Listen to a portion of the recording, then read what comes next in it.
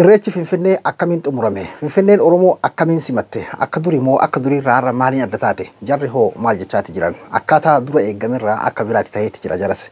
Akkasuma Johar Muhammad biyyatti osoo hin tahin bakka biraatitti footoo irreechaatiin bakka biraa biyya biraa keessatti mul'ateetti jira. Akkasuma suuraalee namoonni hedduun sheer godhaatiin ture Finfinnee keessa karaa gubbaa karafan. Finfinneen kun Oromoodhaaf kanaa jedhee namoota itti qoosan keessattuu warra irreechaa kabajuudhaaf dhaqan jedhame. Akkasuma wantoota dinqisiisoo irreecha Finfinnee irratti mul'ate. Hayyoonni hoo maal jechaati jiran? An Abduu Moobaayila Biraayii bagara deebiidhaan gara chaanaala kiyyaa dhuftan waraana jalqabaa dhuftan Abduun jedhama. Abduu Moobaayila subscribe godhaa maamiltoota keenyatti dabalama.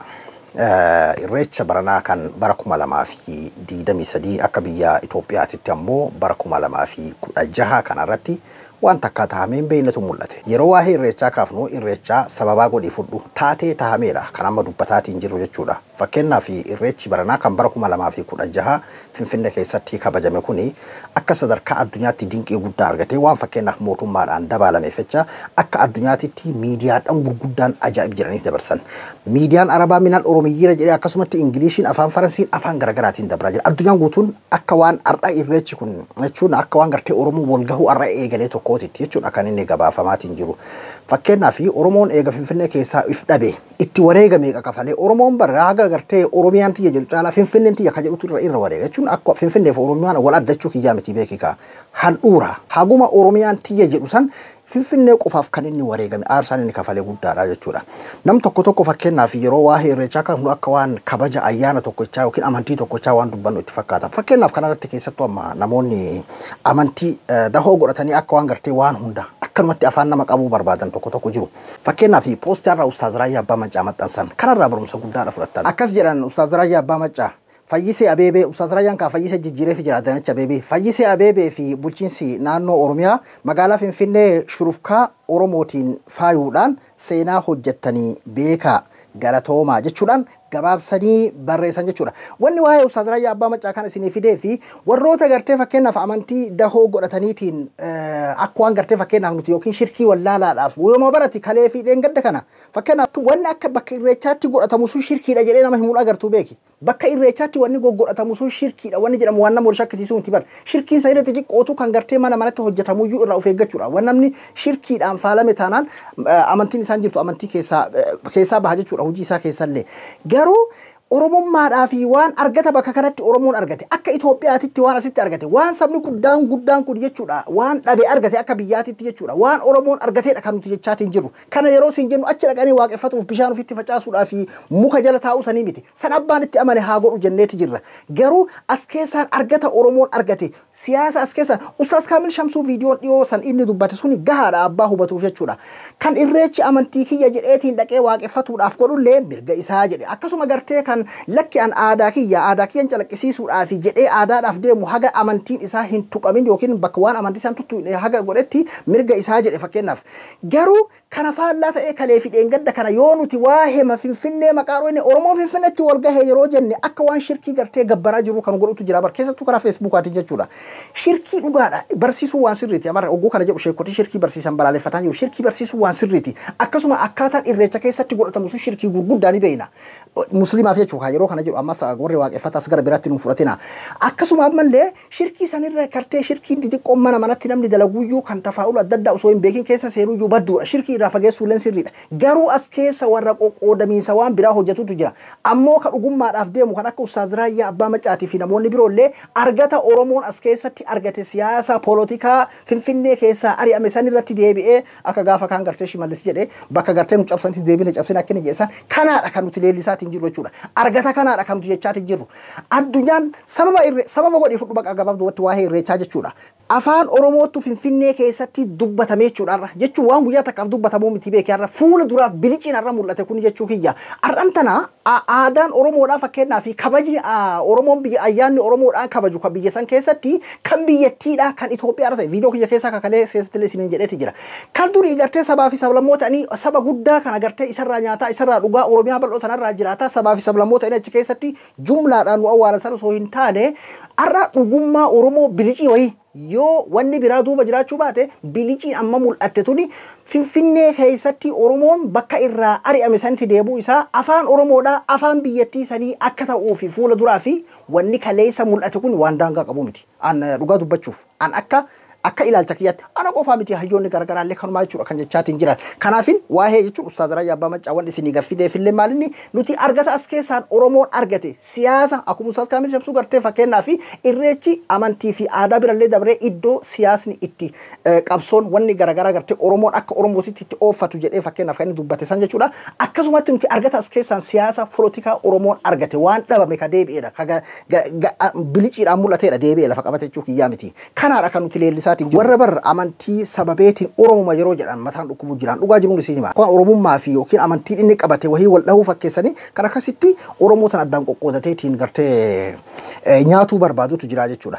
Kanaafuu abbaa waan fedhetti haa amanu Oromoon amantii garagaraa qaba jenneeti jirra. Dhuba kanaafuu hiikaan arran tana Ustaaz Raayyaa Abbaa Maccaa maxxansa kana keessa abbaa waa galuuf nama hedduutu irraa waa hubataa jechuudha.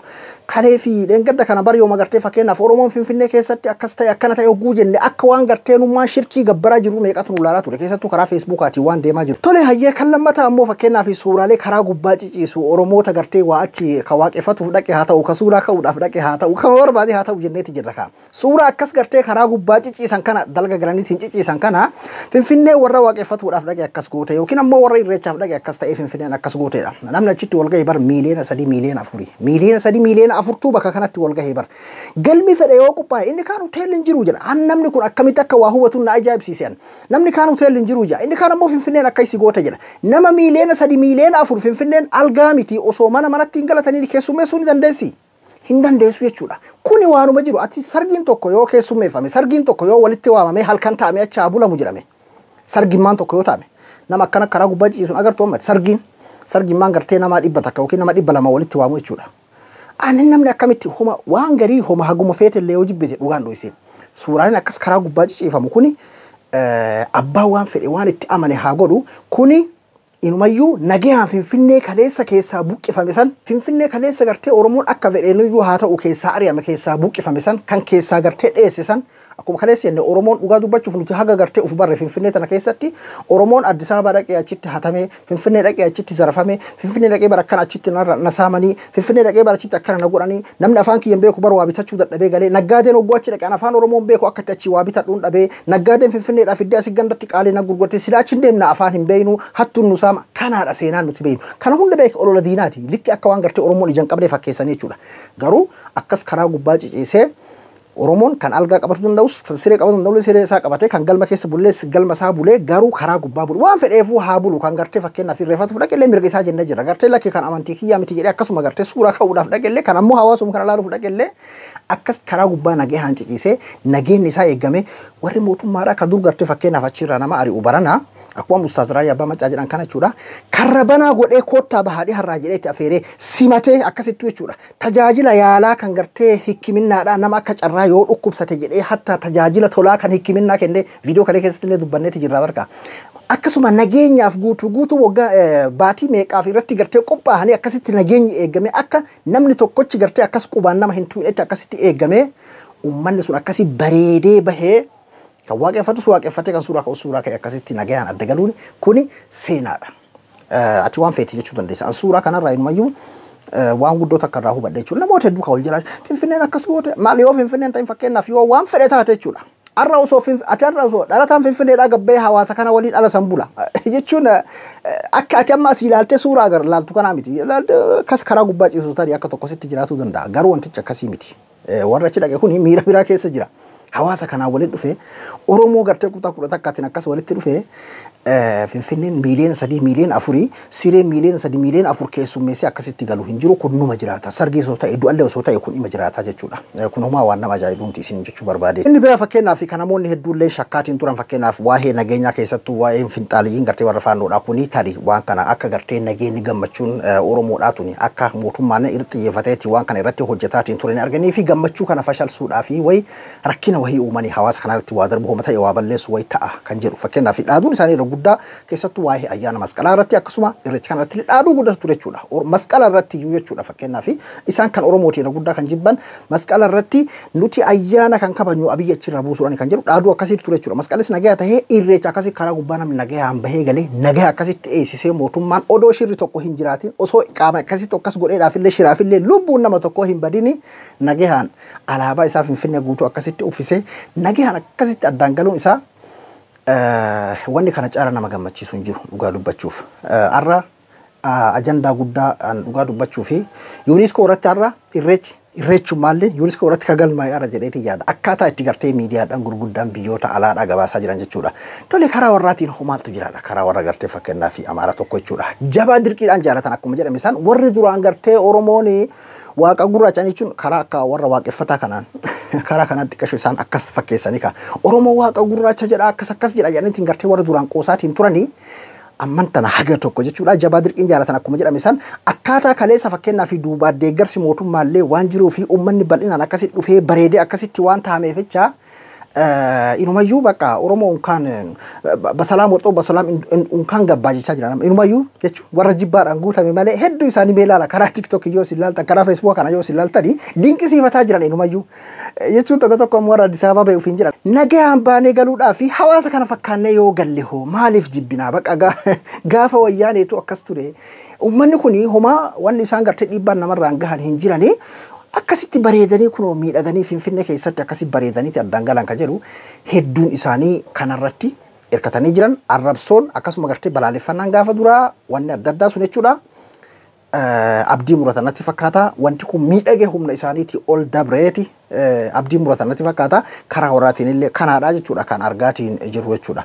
Akkasuma gartee fakkeenyaaf Finfinneen suuraa keessatti kaa'amee galee Finfinneen akkas nama goote keessatti suuraa kaanii yeroo irreechaa wagguu takka yeroo takka maal takka waan jedhudha. Durii kana nuti hundinuu ni jenna. Biliciin ammaatuni akkaataa itti Oromoon Finfinnee keessatti abdii horatuudha jedheeti yaadan kaleessa jedhee jiran yoo shirri biraa waan kana duubaan jiraachuu baate waa'ee siyaasaa nama gartee biyya bulchuus akkasuma nama siyaasaa tokko waan karoorfame waan isaan karoorfatan hin beeknu yoo dhugumaan gartee dhugummaadhaaf akkanatti ilaalleetuma kan jennu taate akkaataan biliciin kaleessa waa'ee irreechaa irratti mul'ate akkasuma wantoonni garaagaraa kan Finfinnee keessatti godhamellee dabalatee akkaataan itti sibatame akkaataan itti keessumaa akkaataan itti nagahaan adda bahameetiin gale kan kaleessa godhame kun jechuudha. Kan warri badhaadhinaa godhe kun jechuudha. Biliciin amma mul'ate kun waan bu'uuraatii deebi'e yookiin akkasii jechuu qofaaf osoo hin taane fuula duraaf waan abdii Finfinnee irraa Oromoon Finfinnee irraa maal akka argatu deemuu fi akkasuma gartee Oromoo Finfinnee irraa ari'ame san Finfinneen deebitee akka Oromoo ofitti asarkeeftu akka gartee Oromoo jettu agarsiifameeti jira jedheeti yaadaan. Inni kun isa gartee duraan footoo achi keessa akka eegale akkas ta'e jennu saniin wal adda jechuudha. Qabatamaan waa meeqa argine jechuudha. Isinillee waa meeqa argaati jettanii jechuudha. Oromoon miiliyoona 3 miiliyoona 4 miiliyoona 5 walitti bahee akkas nagahaan adda galee akkasuma achi keessatti fakkeenyaaf manni abbaa gadaa kan gartee warra Tuulamaa achi keessatti ijaaramee akkasuma wantoonni garaagaraa karaaleen adda addaa maqaa Oromootiin ijaaramee maqaa galee gartee gootota Oromoo warra akka Dr. Ali Birraa Rabbi rahmata isaaf haa godhu kan akka Daraartuu Tulluutiin akkasuma maqaaleen kunneen ijaar bardurii Finfinnee keessatti Minilik Addabaabaayii fi Haayile Sillaasee maalii fi maalii kanaami Haayilee fi maalii kanaami fakkeenyaaf kan jiru jechuudha Finfinnee keessa. Daraartuu karaan daraartuu tulluu jedhu jira. Finfinnee keessa agartee jirta. Ali Birraa karaan jira. Manni barumsaa Ali Birraa ni jira. Manni barumsaa Jeneraal Waaqoo guutuun jira. Wantoonni adda addaa ka durii hin baanu kan kaleessuma ijaaramee waggaa kana keessa dhume kan amma asirratti agarree waan fuula duraaf Oromootti abdii horuudha jechuudha. Innaa akkaataan kaleessaa yoo dhugaa ka dubbannu taate biliciin waan bu'uuraan godhamee xumuramechuuf yaanti biliciin waan abdii namatti horuu jedheeti yaadaan. Kabiraa Jowaar biyya keessatti ka yeroo duraatiif osoo gartee fakkeenyaaf Afrikaa keessa jiru yeroo duraatiif biyya alatti dabarseeti jira Jowaar. Suuraalee jaalalaa hedduu haadha manaa isaa waliin Dr. Elli Jamaal waliin ka'eetiin akka suuraa hedduu maxxansuudhaani irreechaa waggaa 24ffaadhaaf kabajuu kiyya gaafa kutaa 8ffaadhaa eegalee eessattuu akkamittuu jechuudhaan katabee haga tokko hiikkaan fakkeenyaaf katabbii isaa kana keessaa eessattuu akkamittuu kan jedhu aga jechuun akka fakkeenyaaf biyya keessatti kabajuu akka hin dandahin yookiin ammoo akka hin fedhin waatu jira jechuudha. Eessattuu akkamittuu kan jedhudha. Waan akkasii natti fakkaata garuu ka jechuun dhibbara dhibbatti kana isin jechuu baadhullee warra badhaadhinaa kana yeroo faarsinu واهن ركون سياسة فكنا في garaagarummaa dha sun akkuma jirutti beekaa san akkasuma quba qabaadha waan amma isaan akkuma gartee diktaatorummaa isaaniitti akkuma gartee qubxummaa dhugusummaa isaaniitti godhaniidha kan faarsaatiin jirru malee jechuudha fakkeenyaaf amma maxxansa Jowaar kana eessattuu akkamittuu waggaa 24ffaadhaaf ka jiru waan akkasiidhaanatti mul'isaa jechuudha akkasuma gartee Jowaar osoo homa fedhe yoo ta'e Afrikaa keessa sanuu biyya keenya biyya ollaa keenyaa kana jiraate achi dhaqee Oromoota gartee qeerroo san waliin fakkeenyaaf Finfinnee san keessatti mul'ate qeerroo san waliin dabarsa malee homa lama yookiin gara jireenya dhuunfaa kiyyaatitti gore ka jedhu mul'isuudhaaf yookiin ammoo akkuma gartee dhiibbaan wayii jiraatu danda'a hundaafuun beeki kun xiinxala kiyya kaa gara biraatitti fudhatin ati waan feete jechuu dandeessa maaliif akka dabarsinuuf hin galu haa ta'u garuu immoo hiika suuraa isaa kanatti yoo as deebinu taate suuraa haadha manaa isaa Dr. Ililii Jamaal wajjin yeroo lammataatiif kan inni akkanatti ifa mul'ate suuraan hayyoota gurguddoo akkanaa kun kaalafatti miti jechuudha yeroo duraatiif fakkeenyaaf bifa akkanaatiin jaalala haaraan akka dabarsaa jiru kan mul'isu yeroo duraatiif kan suuraa akkanaa kana gadi dhiyeesse jechuudha hedduu ajandaa ta'ee jira sooshaal miidiyaa kanarratti Keeniyaa keessatti kan inni dabarse jechuudha akkasuma gartee gaazexeessota OMN kan Keeniyaa jiranii fi akkasuma namoota tokko tokko waliin Dr. Ililii Jamaal haadha manaa isaa waliin jechuudha akkasitti bifa kanaan dabarse jechuudha Jowaar Mohammadis duba Jowaar Mohammad uffatnaan inni uffate kun kan iluu abbaa boorimoo kan Wallaggaati I think Wallagga illee akkana uffata Wallagga natti fakkaata yoo iluu ta'es yoo Wallagga ta'es na uffolcha yoo Wallagga ta'e suuraan kun hiika guddaadha qaba Wallagga haa quba qabaannu Wallagga haa yaadanu jechuudha natti fakkaata na uffolcha iluun abbaa boorii fi kan Wallagga kun bakka garitti wal fakkaata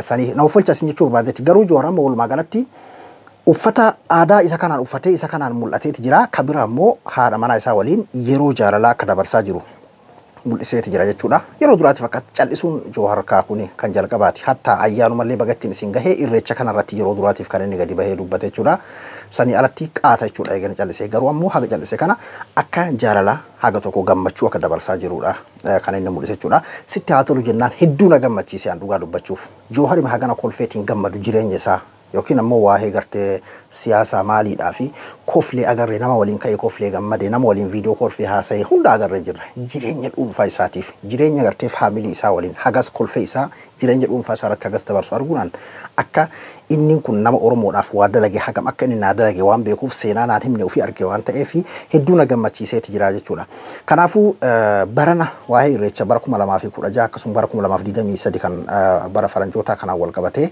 wanni ta'ame waan hedduu takka nama gammachiisudha wantichi kun beeke irreecha maqaa sababaadha jenneeti jirra sababaaf as keessatti ilaali malee ati kan kana bira dabre ati as keessatti waan ta'ame waan as keessatti Oromoon argate kana ilaaluu qabda jechuudha kan bira fakkeenyaaf qeerroo Hamza yuutuubariidha inni kunis jimaa qamaa akkasitti deeme duuba mucaan kun Hamzaan jechuudha inni tarii fakkeenyaaf yookiin abbaa biyyummaa agarsiisaa zannaaxummaa agarsiisa jedheetiin godhuu danda'a garuu hiika guddaa qaba suuraan kun keessattuu fakkeenyaaf Harargeen barana waa'ee jimaa irratti dhiibbaa guddatu irra gahee uummanni keenya kan Harargee guddina Harargee keessatti 99% haala jechuu dandeenyu jimaa qofaan jiraata jechuudha Harargeen jiruu fi jireenyi isaa aadaa fi jireenya bulmaan isaa guutuun jimaadhaan jechuudha akkuma gartee fakkeenyaaf nyaata dhugaatii jechuudha wanni isaan oomishan 190 yookiin 80 haala jechuu dandeenyu jimaa qofa jechuudha Harargeen karaa jimaatiin dhiibbaa guddaa gartee karaa mootummaatiin haa ta'u karaalee garaagaraatiin dhiibbaa irra gaheenii hedduu sooshaal miidiyaa kanatti nutillee kaaga dandeenu sagalee taafee turre